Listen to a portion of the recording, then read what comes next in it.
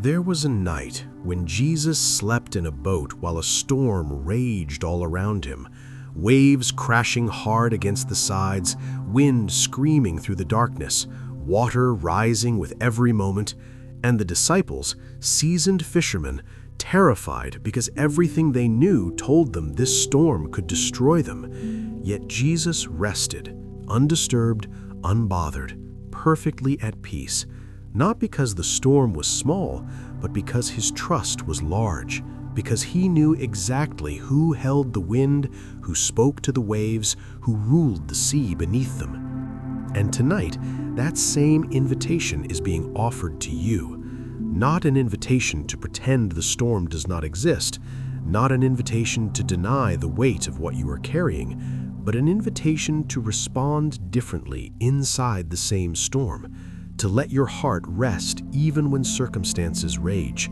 to trust even when answers are not visible, to sleep even when the night feels loud and uncertain, because the same Father who held that boat steady is holding you now. And as this night settles around you, you feel the familiar pull of exhaustion mixed with anxiety, the kind that makes your body tired but keeps your mind awake, the kind that leaves you longing for rest but unsure how to reach it.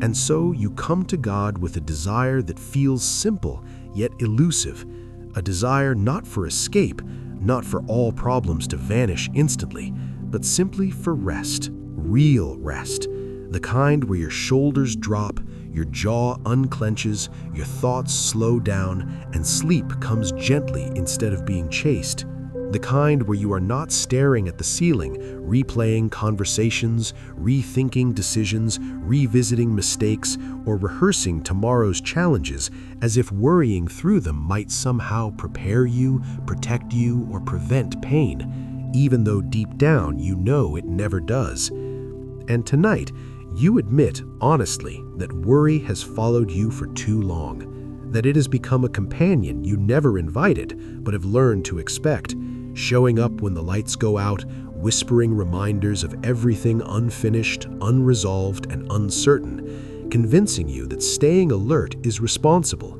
that rest is risky, that letting go means losing control.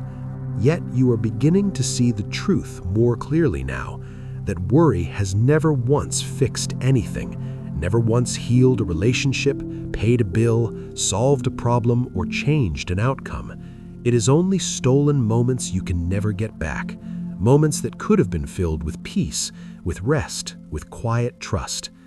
And tonight, something in you is tired enough, honest enough, brave enough to choose differently, to say that you no longer want to pay that price, that you no longer want to sacrifice your peace on the altar of what-if scenarios and imagined disasters, that you are willing, even if it feels unfamiliar, to place your trust somewhere stronger than your own overthinking mind.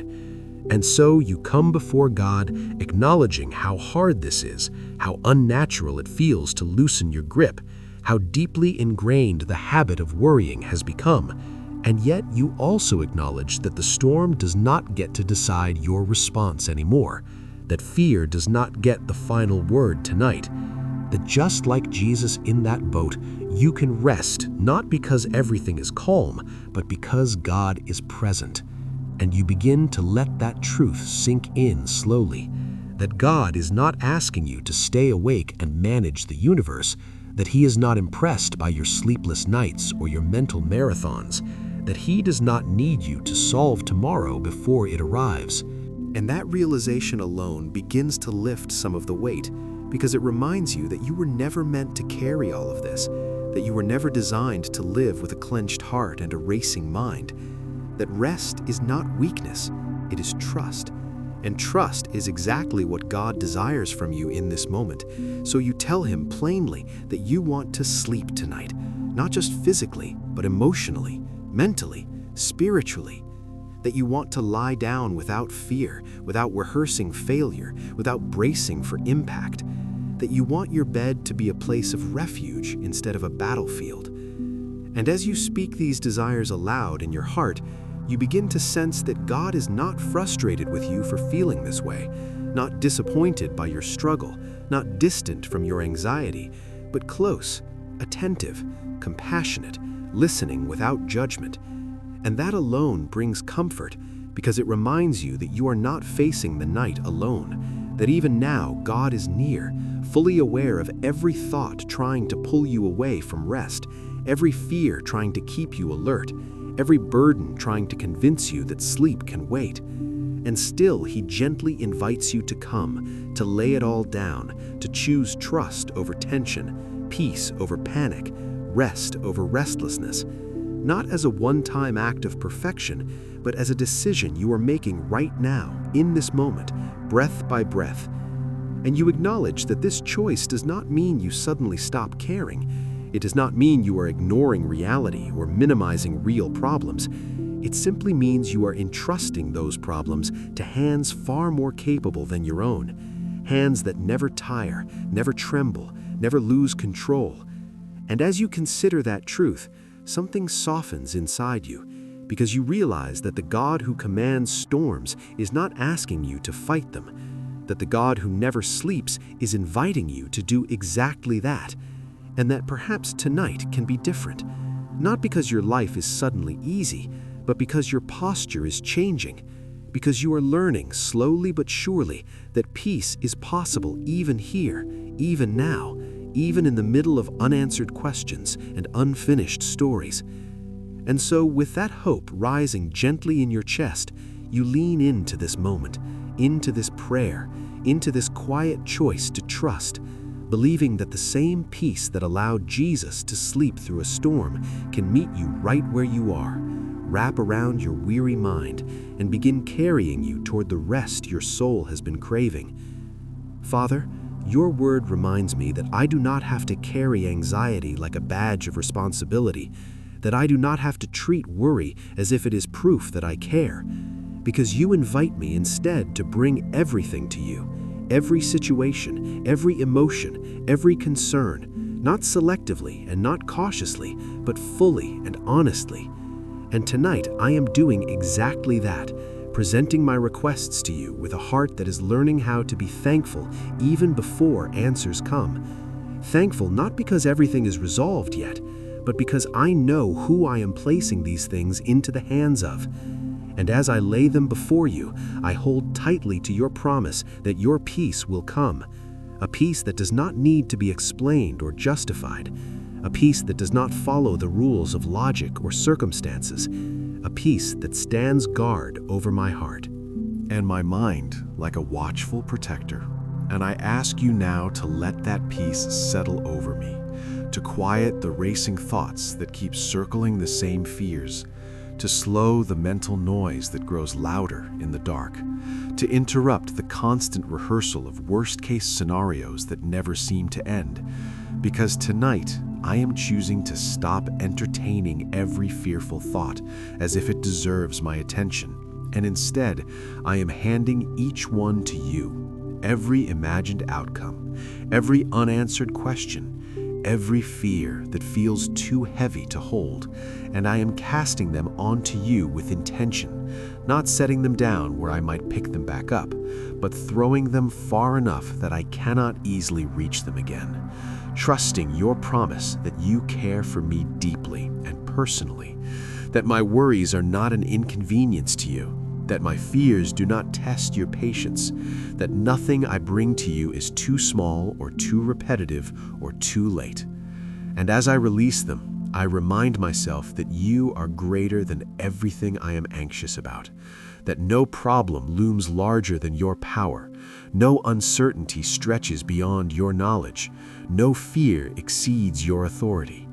And when I remember who you are, my worries begin to lose their grip, not because they vanish instantly, but because they are no longer the biggest thing in the room. And I ask you to help me see life from your perspective tonight, to lift my eyes above what feels overwhelming at ground level and glimpse the calm that exists where you reign, where nothing surprises you, where nothing is out of control, where every detail of my life is already known and accounted for. And as you shift my perspective, let my heart follow, loosening its grip on fear, learning to rest in the truth that what feels unbearable to me is manageable to you. What feels impossible to me is already within your power, and what feels like it might break me is already held securely in your hands. And in this surrender, I find a quiet strength beginning to form, a strength rooted not in my ability to cope, but in your faithfulness to carry what I cannot. Father, there is something deeply comforting in knowing that you never sleep, that while my eyes grow heavy and my thoughts begin to slow, you remain fully awake, fully attentive, fully engaged with every detail of my life. And that truth allows me to release the pressure I have placed on myself to stay alert, to stay vigilant, to stay in control, because I realize now that the world does not fall apart when I rest, that nothing is lost when I close my eyes, that you are not asking me to keep watch through the night as if everything depends on me, but are instead inviting me to trust you enough to sleep. And as I lie here, I choose to believe what your word declares, that I can lie down in peace and sleep because you alone make me dwell in safety. Not my planning, not my worrying, not my mental rehearsals, but you. And so I place tomorrow in your hands right now, before it arrives, before I face its responsibilities and uncertainties, trusting that you will already be there waiting for me, that you will supply the strength I need when I need it and not a moment before, that I do not have to borrow trouble from a future that has not yet come. And I ask you to replace every place anxiety has taken root in my mind with trust,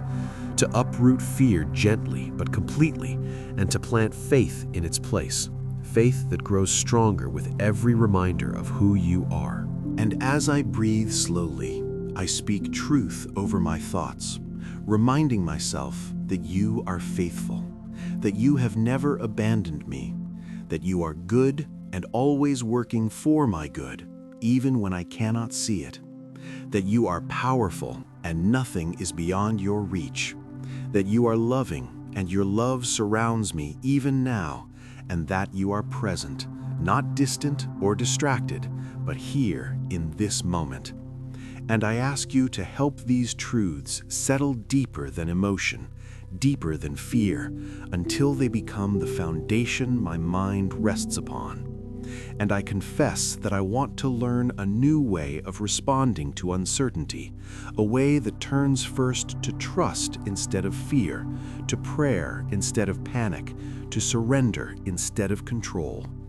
And I know this will take time, patience, and practice, but tonight is one step in that direction, one intentional moment of letting go. And as I imagine myself standing by that deep well, holding the heavy stones of worry I have been carrying, I drop them one by one, feeling the weight leave my arms, my shoulders, my chest, hearing each splash echo in the stillness. And with every stone that sinks out of sight, I feel a growing sense of freedom, a lightness that reminds me what it feels like to live without the constant burden of fear. And in that freedom, I begin to rest more fully, trusting that you are training my heart to live differently, to rely on you more deeply, and to find peace, not in the absence of storms, but in your presence within them.